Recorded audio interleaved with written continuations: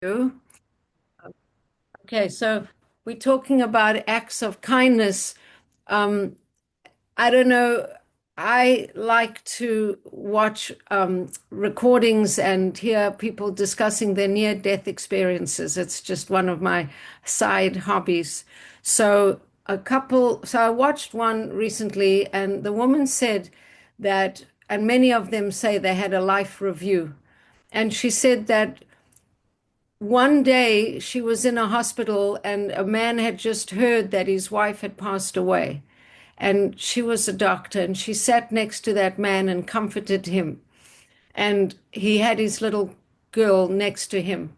And she was just sitting with him while he was recovering from the shock of hearing that his wife had just passed away. He was a complete stranger.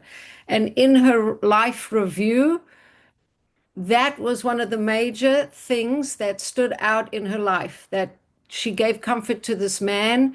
And because she had given comfort to him, also the daughter was very impressed that at that moment when they were suffering such a loss, the strange doctor had compassion for them. And she actually grew up and became a doctor from that little couple, maybe it was 20 minutes that this woman was sitting with him. And it's very interesting. You learn a lot of interesting things about life and what counts. But I've often heard from many of these people that a very innocuous or what one could think is a unimportant act of kindness for another person, somehow after your whole life is lived, that can be the shining moment of something that really stands out. This woman just sat with this man for a few moments and it really transformed the life of his daughter. So so we were just talking about the Hayom Yom from a few days ago, which said that doing a favor for another person could really be the reason that your soul came down into this world, which is kind of amazing. So, um, so today was the 27th day of the Omer, which is which was Yesod Sheba Netzach. Yesod Sheba Netzach. So the week of Netzach, and we talking about the right leg in Netzach, and Yesod Sheba Netzach is the pelvic region, the foundation that helps hold the structure of our skeleton, I guess. It's kind of funny because I went for body work today, and the part that they worked on was my right hip, which is the hip is part of Yesod, and Netzach is the right leg. So I was like, okay, I was in sync with the counting of the Omer.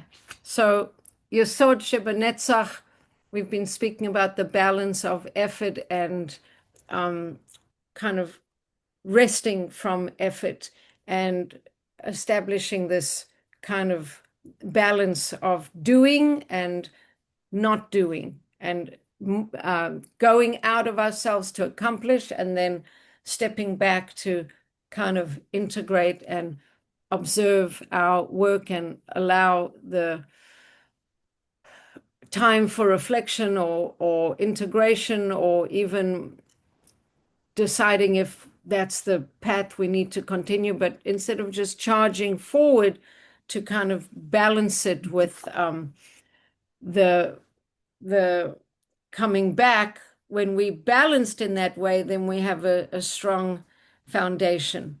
So tonight we moving into the 28th day of the Omer, which would be Malchus Sheba Netzach, which we always say Malchus is the mastery of that particular sphera. And in the case of Netzach, I hope the idea is sinking in and settling that it's amazing to be committed and amazing to be determined and amazing to be consistent and amazing to forge forward and ahead with projects, but one can't only have one directional energy. It has to be balanced with the pulling back and the resting and the kind of looking around and checking that it all making sense and acknowledgement of one's limitations, etc., etc. And then that goes forward to create a solid structure and solid yesod. So so the Hayom Yom for tomorrow and for tonight is really pretty amazing. And um, I'll read it first and then I'll explain it. So based on the Pirkei Avot of which is ethics for my fathers, so I'm sure you know that each week there's 7 weeks between Pesach and Shavuot, and there's 7 chapters of Pirkei Avot, actually 6 chapters, I think. So each week there's a custom that we read a chapter of Pirkei Avot, which is basically, it's called Ethics of Our Fathers, or ethical principles, or principles for life from our sages. And they've in every single siddur, you'll find them there, usually after Mincha, on Shabbos afternoon Mincha. And they're very easy to read through and very easy to learn. And a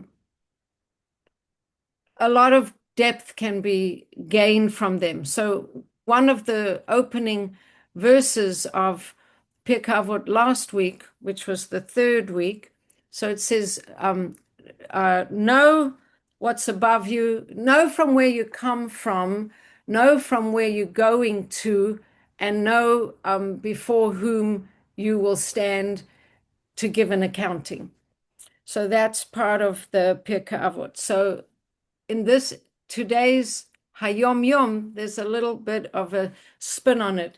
Let me just read the let me just read the Pirkei Avot in its original form. I'm before I sorry. Can give I you ask the one question? explanation. Sure. Um, is if I take a class also on like Shabbos, Hani started a class on Pirkei Avot. So does it fulfill the obligation of reading it if you study that each week, or do you still have to?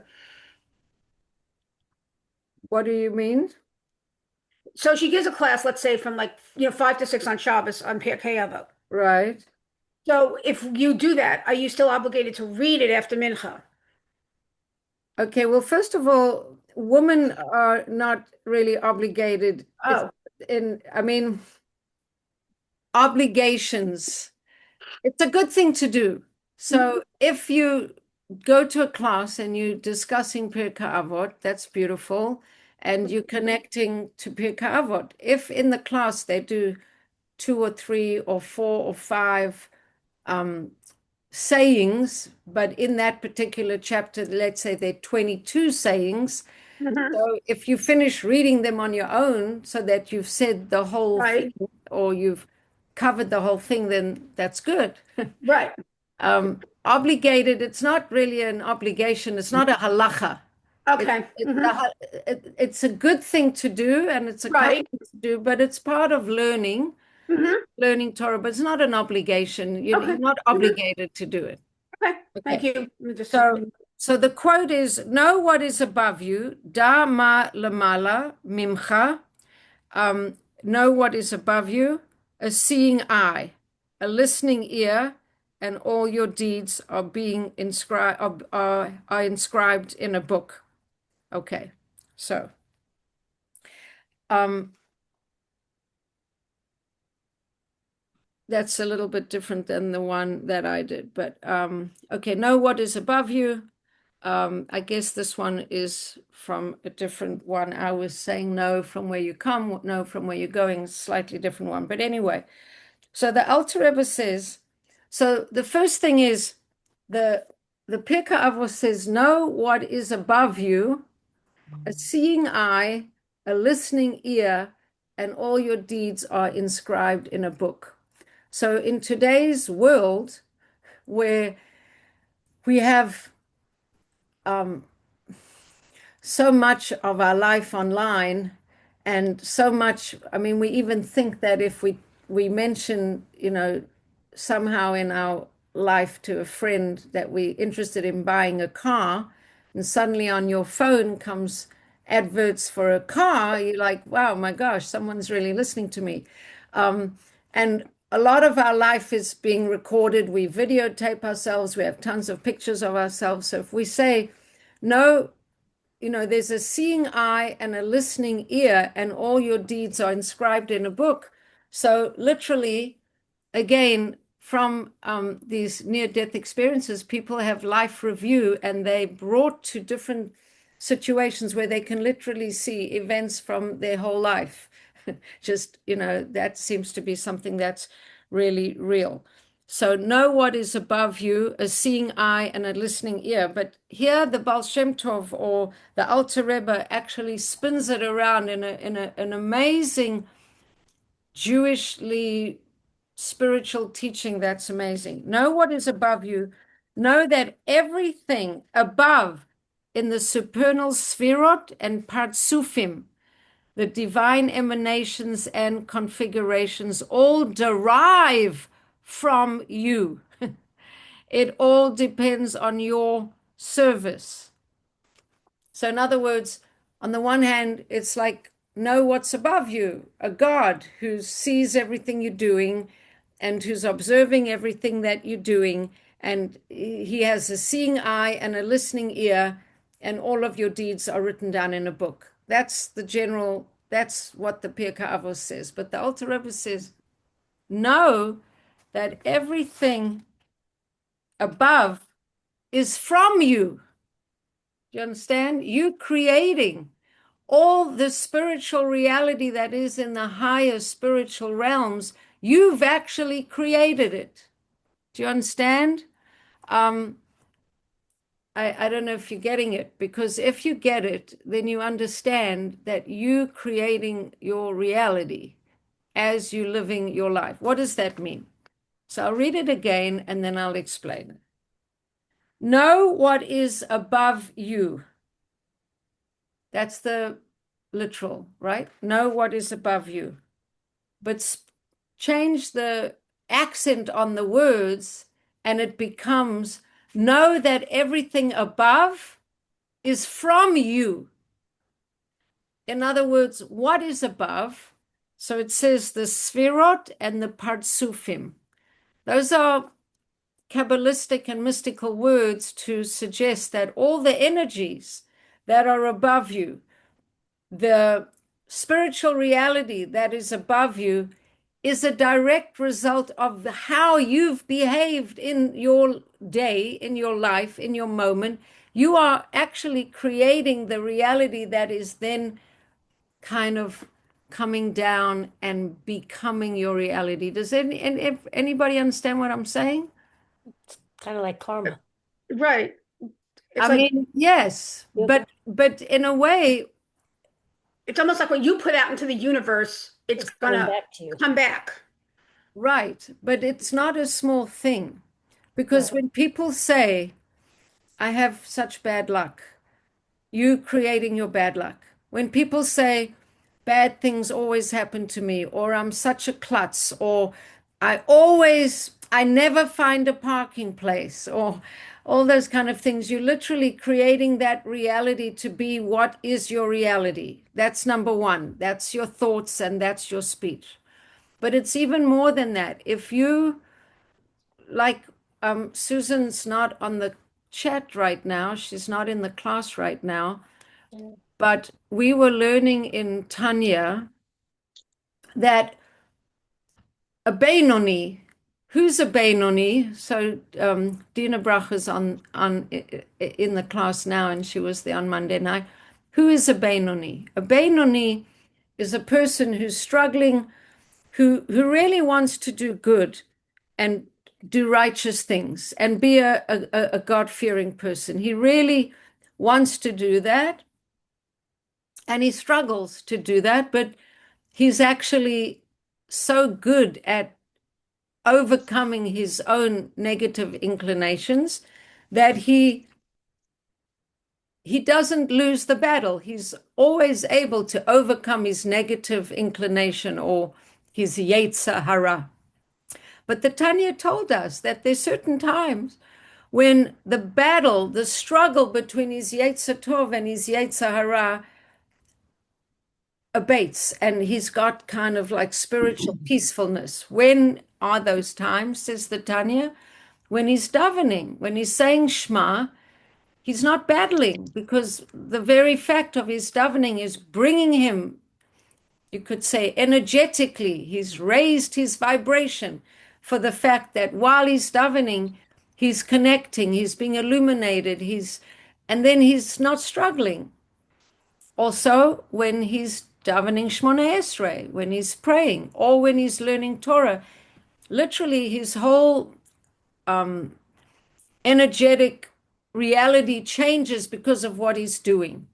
So if you live your life involved in acts of living, loving kindness, giving, thinking good thoughts, reading spiritually uplifting things, you are going to change who you are, change your vibration, so to speak, and you're going to be generating positive energy. And then literally the spiritual reality that is generated by you, by your deeds, by your thoughts, by your action, is actually what you've created. And then that's what you're going to experience. And people don't appreciate this enough. It's a very powerful thing, how much we are creating our reality through the way we speak about reality, through the way we think about reality, and through the way we actually behave. And that's why faith and imuna are such huge things. Imuna and bitachon, trust and faith, because in having the faith, we generate that which we believe is going to happen because we believe it's going to happen. When we have the trust and we have the faith, it creates the pathways so that those things actually are more likely to manifest than not. So saying all of that, we come into this week's Parsha, and this week's Parsha starts off and it's talking about the Kohanim, and it's talking about how Hashem says to Moshe, speak, v'yomer Hashem el Moshe, Emor, tell El HaKohanim, B'nai Aharon, v'amart lehem, lenefesh lo yitama ba'amav. Hashem is speaking to Moshe and he's saying, tell the Kohanim, the sons of Aaron, and say to them, none shall make himself impure for any dead person among his kin. And there's a lot of the beginning of the Parsha is about explaining to the Kohanim what they should do, how they should behave, how they need to be extra careful not to become impure through contact with the dead. And at the end of the Parsha, it's going to talk about actually the negative repercussions of speech used in a very, very not right way. Actually, what happens is someone uses speech in the worst possible way, which is to blaspheme Hashem, which is to curse Hashem. So the Parsha means tell over and speak, and it's connected to the power of speech and speaking. And again, if we think about ourselves as people who have the capacity to speak, right? In our original creation in Gan Eden, Hashem blew his living soul into Adam's nostrils, and he became a living spirit. But the Targum, who translates, says not a living spirit, but a speaking spirit. So true life and vitality of the human being is expressed specifically through speech. And this is a teaching that I've tried very hard to say over and over again, that just like Hashem expressed himself through speech when he was creating the world that we live in, words can create worlds, as Hashem created the world through speech. Now, another quote from Pirkei Avot is, or a teaching from Pirkei Avot is, when it talks about the rabbis, it would say, he used to say, he used to say, he would say this, he used to say. And if you just said it once or twice, you couldn't say about that rabbi, he used to say this particular little saying. It's because he said it very often.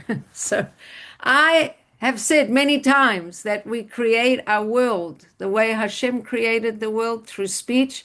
We create our world through speech. So if we think about the different parts of our soul, we have we have nefesh, which is the soul in our physical body that rests in the blood. It's connected to our limbs and our body parts that are moving, and hopefully we keep them healthy. Then we have the ruach, which is the emotional part of our soul connected to our emotions. And then we have the nefesh, which is our consciousness and our life force. So each one of these corresponds to thought, speech, and action. So obviously, nefesh is action, and thought is neshama. So speech is ruach. Now, the interesting thing about ruach, ruach means spirit, and ruach means wind. And emotion is E, the letter E, and then motion, right? Our emotions are constantly changing. And the way we speak about our emotions are going to change our emotions, or even speaking about our emotions are in fact going to change our emotions. For example, Shlomo HaMelech says that if there's a worry in a person's heart, let him converse about it and turn it into joy with a good word. Da'aga belev ish yishchaneh v'davar tov yisamchena. So if you have a heavy worry on your heart and you speak about it with a friend, it's going to shift. It's going to turn around. I think it says, speak about your worry and it'll become half, half. So that's the power of speech, good speech, to change and shift emotions. We radiate life to the extent that we are able to express the emotion of love. Anger, jealousy, and depression are examples of emotional blocks that block the divine force. Through speech, we have the ability to rectify our emotions and become more truly alive. So there's an interesting thing about the word emor, about speech. And I guess it connects to the idea of how powerful speech is and how speech could be used as a tool of creation. And we say that Hashem spoke the world into being, because if we spell the word emor, which is to speak, to say, it's Aleph, Mem, Resh. And Aleph represents fire, Mem represents Mayim, and Resh represents air. So these are the elements and the expressions of our different emotions. Through fire, the Aleph, our emotions can either be angry, passionate, excitement, can be excitement about Torah, can be excitement about mitzvahs, or it can be chas v'shalom, angry or energy, passionate energy about something else. Water is generally connected to pleasure, but it can also be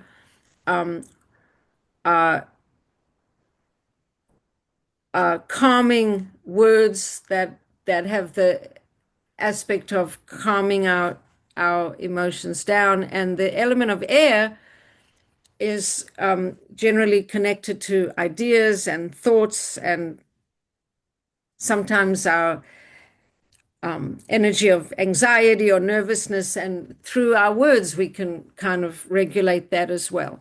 So that's about the power of speech to literally create worlds and to encompass all aspects of our world. So, I ask you a question? sorry, I can't hear. That's very garbled. Oh, So, yeah. Can you hear me now? can't hear a thing. Can't hear a thing. But you could send a message on the chat if you want. Could send a message on the Yeah, chat. I Can't hear. turned off my Bluetooth. Can't hear. I forget. Can't hear. Okay. So moving on to an essay from Dovbe Pinson on this week's Parsha. And if you remember last week, we had a double portion. And the first one was Acharei Mot, which was talking about after the death of Nadav and Avihu, the two sons of Aaron. And we spoke about Netzach balanced by Hod. When we think about Nadav and Avihu and their emotional passion, there was the Netzach, but not the Hod. In Hasidic terms, we talk about running and returning. So there was the running out towards Hashem, but not the returning. So last week we read the Pasha Acharei Mot after the death of his two sons and Kadoshim, and the Pasha was instructing that Hashem is holy and we should aim to be holy. And we spoke about different aspects of what that means. Now, this idea of holiness is kind of continuing because Hashem is asking Moshe to speak to the Kohanim and tell them not to get defiled by coming in touch with the dead body. So again, this idea in Torah is very interesting about process. That is, when there's movement, when there's flow, when there's creativity, that's good. And when there's stuckness and blockness, that's bad. And it's interesting because when we talk about tahara and tuma, we spoke a couple weeks ago about the word tuma actually connected to the word stuck and to the word closed. That's something that traditionally we explain tuma to be impure, but actually we said the Aramaic translation says tuma is closed, satum, it's shut down. When things are shut down and closed and there's no possibility for growth and rebirth and learning and flow, that actually becomes tuma. That's impure. It's interesting because in this near-death experience that I watched about this woman, she said a very interesting thing. She said, up there, she said, good and bad are not like they are here. She said, good is process. Learning and growing and moving is good. And bad is when there's no movement and no progress. And it's funny because that's exactly what we've been learning in our class, exactly. That it's not that something is morally right, good or bad. It's that when there's flow and movement and growth and even if it's not always pleasant or comfortable, that's in spiritual terms, that's good. That's where there's tahara. But when there's something that gets stuck or blocked or stagnant, that's tuma. So when it comes to the Kohanim now, Moshe is telling them about how they need to maintain their connection to that which is tahor, pure, and stay away from that which is tuma. So it starts off and it says, none of them should defile themselves for the sake of a dead body, except for that of his relative who is close to him. So the Kohanim are acting like the spiritual teachers, mentors, mashpiyim, rebbes, inspiration for the nation, in the same way that the Jewish people are supposed to be the spiritual connectors for all the nations of the world. That our role in relation to all the other nations of the world are like the world's Kohanim.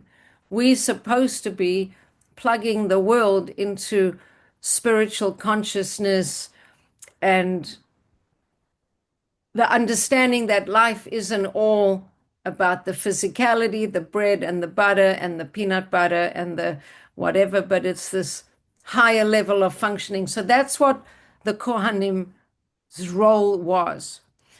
So we learn that the Kohanim have a lot of rules around what they can do and what they cannot do, and who they can marry and who they cannot marry, and the kind of activities that they can do and they cannot do. So regularly, a Kohen cannot become impure for the sake of a dead body. He can't participate in the burial unless it's a close relative unless it's a relative who's close to him. And then the Kohen Gadol, even, who's doing the service on Yom Kippur, if a close relative of his needs to be buried and there's no one else to do it, he needs to go do that. That's if because taking care of the dead is such a high value. But generally speaking, if there are other people who can do it, unless it's a very close relative, the Kohen doesn't do it. So in the world of perfection and unity, there is no decay and thus no death. In the world of imperfection, the world of duality, there exists the potential for blemish, defect, decay, and death. And while we're learning about the Kohanim and the actions that they do in the Mishkan or the Beit HaMikdash, it's interesting to reflect on our own aspects of ourselves, where we allow certain things in ourselves to get stuck or to get stagnant or to get old or blocked. And it's interesting because when we spoke about the person who has leprosy or tsaras, we spoke also about how the lesions on the skin get white they go completely white. That's like another sign of a sort of deadness that comes as well. So something in the person got stuck and isn't flowing. So throughout the Torah reading this week, we learn of the boundaries of the Kohen Gadol, the high priest, and generally with regard to all Kohanim. In the times of the Beis HaMikdash, a Kohen lived a transcendent life, standing apart from the nation, staying above the noise and the movement of worldly life in general. As such, he was commanded to avoid most encounters with death. For this reason, a Kohen is not even allowed to marry a divorcee. Why? This is an interesting explanation, as it would involve getting entangled in a web of old dramas and traumas. So, of course, we don't want to discriminate against divorcees. People make mistakes and they marry the wrong person, and Torah allows for there to be divorce. But for the Kohen, he's the symbol of absolute connection, absolute faith. He's the one who's lifting the whole nation up. For some reason, the Torah doesn't want him to have to deal with certain of these experiences that are part of life, but that are not in this like realm of completely elevated without, as Dov Pinson says, dramas and traumas. Nor could the Kohen Gadol marry a widow so that he could remain detached from the sadness of love and death. So I'm hearing these explanations from Rabbi Pinson, which I've never really heard before. I always knew that a Kohen can't marry a divorcee, a Kohen can't marry someone who's actually not a virgin as well. Um, but he can't marry a widow because there isn't when a person is a widow, they have baggage. They lived a life, they have the sadness, they have the mourning for their previous partner, even if they've recovered from it. And for the Kohen, that's not his that's not where he's supposed to go. He's supposed to remain joyful and hopeful, dedicated to his unique role with a clear, objective vision. It's kind of interesting because it's almost like trying to keep the Kohen in a very protected realm where some of these more traumatizing, raw, suffering aspects of life don't become part of his world. And it's interesting because I know some men very well, like my brother, like some of my sons, some of my brothers-in-law. Certain men love to take on like helping other people who've been through traumas. That's their nature. They feel like they want to help and they want to get involved and they like to help people who sort of have struggled. And it's interesting because the halacha is saying to the Kohen, these kind of stories, don't go there.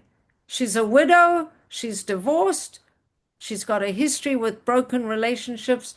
For you, it's too much baggage. Don't go there. It's really interesting that that's how it is. So, by keeping themselves above the world of drama and death, they were able to strongly embody a space of sacredness, transcendence, and perfection.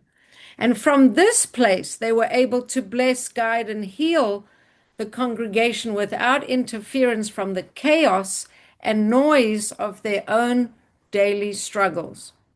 The purpose of their detachment was in order to help those who were dragged down by the attachments of life. Only someone who stands above a certain problem can have the objectivity and strength to bring healing to those who are enmeshed within that problem.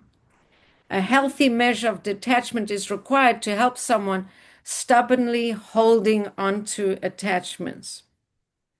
So, and then we have all the aspects that if the Kohanim have certain defects, bodily defects, they can't serve in the Beis Hamikdash, which is also interesting. There's a very interesting little story in the Talmud, the Gemara, that there was a particular man who was really ugly.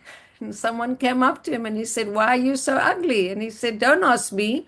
Ask the God who made me and take your complaint to him. I didn't, I'm not responsible for how ugly I am." So it's interesting because, of course, we don't discriminate against people who are born with birth defects. We embrace. We not like those cultures like the culture. What's that culture in ancient times that if children were born, what's that culture if they were born Spartans. Spartans, exactly. If they were born defects, they'd leave them on some hilltop for for the wilderness to just get them. That's not who we are. We sanctify all life and all different people. We believe they're here for a reason.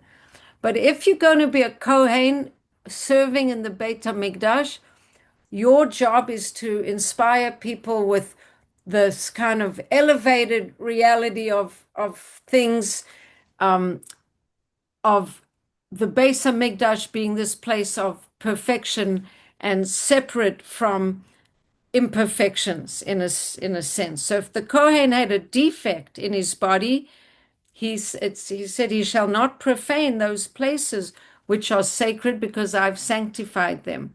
So it's kind of interesting. I mean, that's what. So So there's this idea of the sacred space, which is the temple, and the sacred person who's the Kohen representing the sacred space.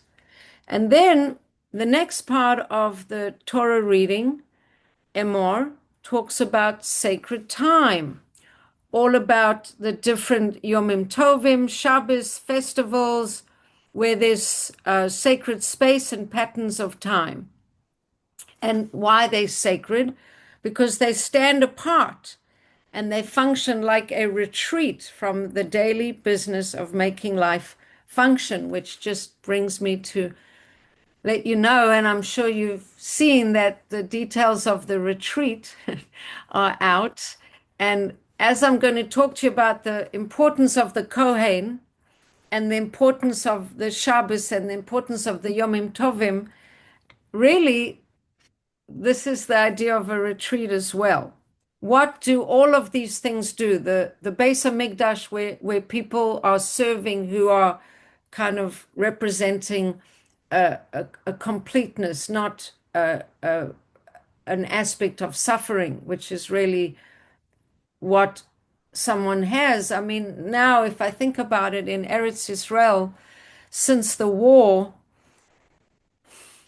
there's something very profound, and I've spoken about this in a class before, that many years ago when the Rebbe was alive, there was a group of soldiers who had been injured and they came to visit the Rebbe in 770.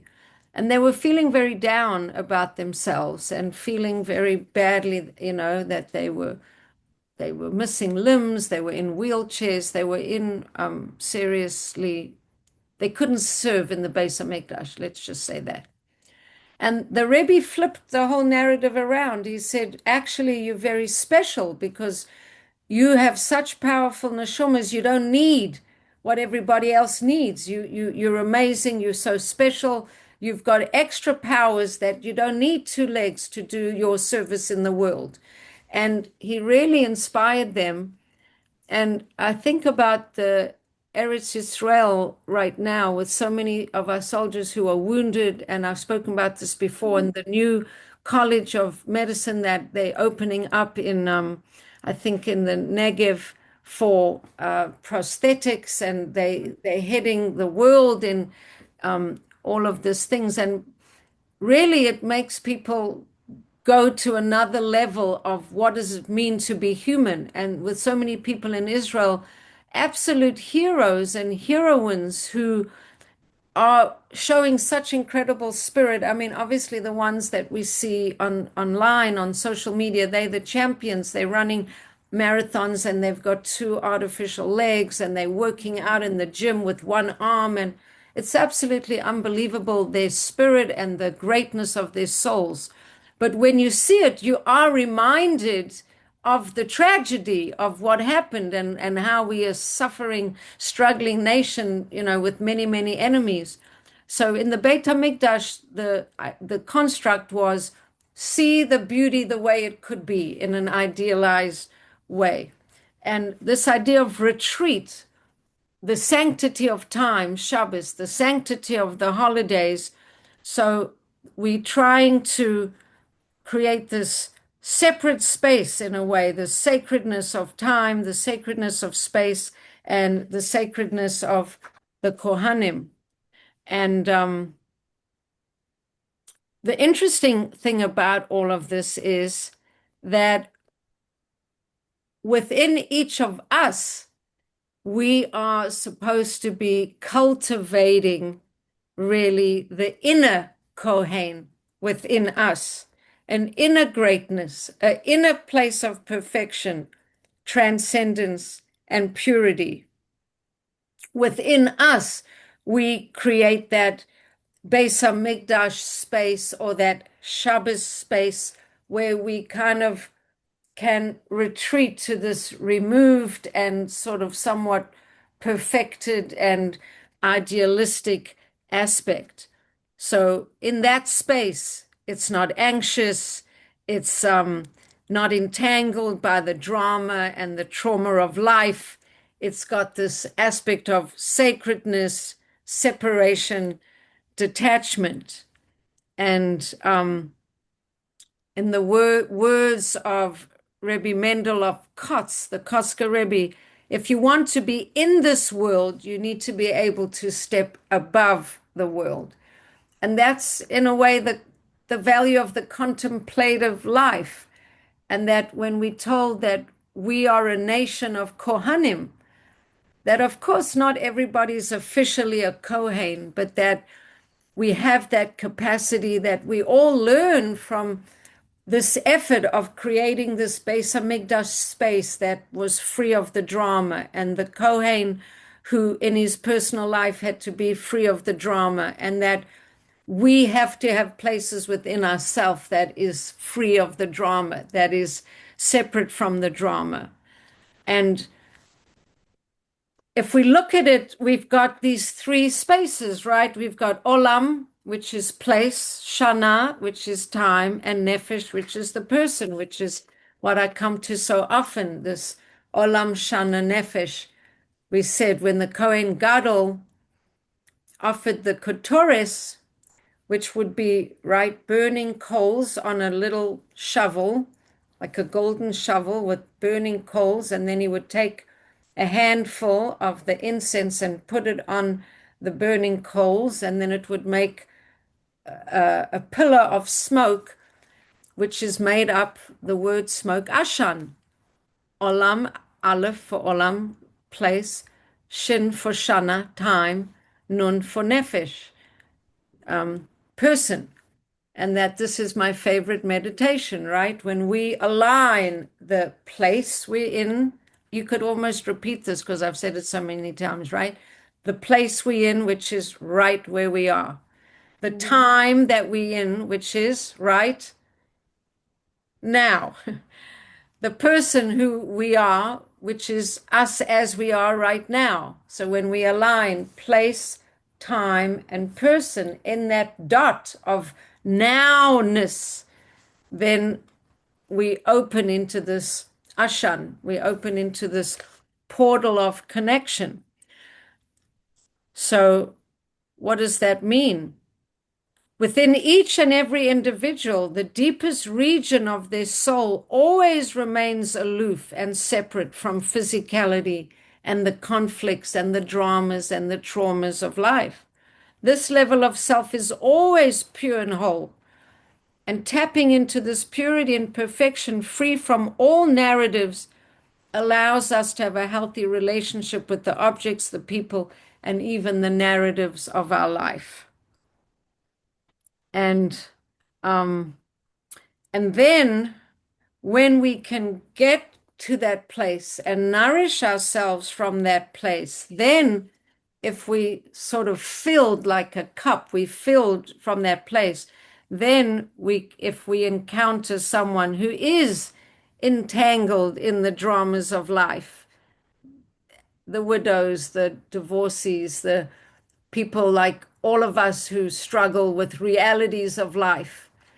And Yaakov, I hope this wasn't insensitive to you, me speaking. No, not at all, not at all.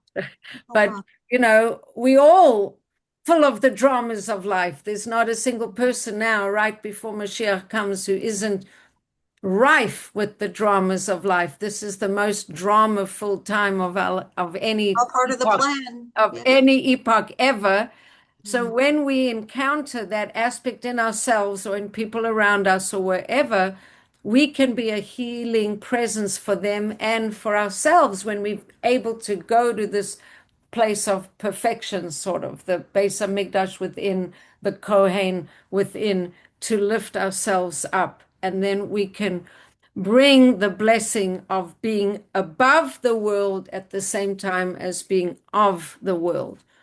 So I thought that was a very nice sort of not spin, but way of looking at the restrictions of the Kohen, that it's really to protect him from being in this sort of more shadowy aspect of life, that's not his role. His role is to be a little bit above that, to represent something, I guess, more innocent in a way, more Pure?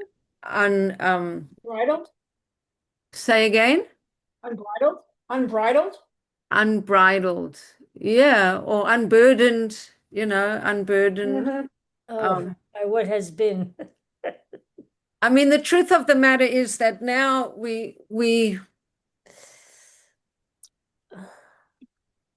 it's still a place that no matter how much we're on the roller coaster of life, and we all are on the roller coaster, we're in this time of change and we're in this time of shift, and so many things are becoming apparent, and we're carrying so much that a person who's protected from it in a little bubble is doesn't seem so real. But in another way, to have that place within ourselves that isn't burdened and isn't overwhelmed with the struggle, that is, in a way, a little bit free of it, is something refreshing, and a place and a space within our own consciousness that we need to go to. We need to go to that place of ourselves that's not fully in the struggle, but that's a little bit removed. And that's the Kohen within, that's the Beis Hamikdash within, that's the opportunity of Shabbos, Yom Tov, and Tiferet movement retreat space, because it offers that same kind of healing, ideal, unity, harmony, replenishment thing, which enables us to then go back into whatever it is that we go back into.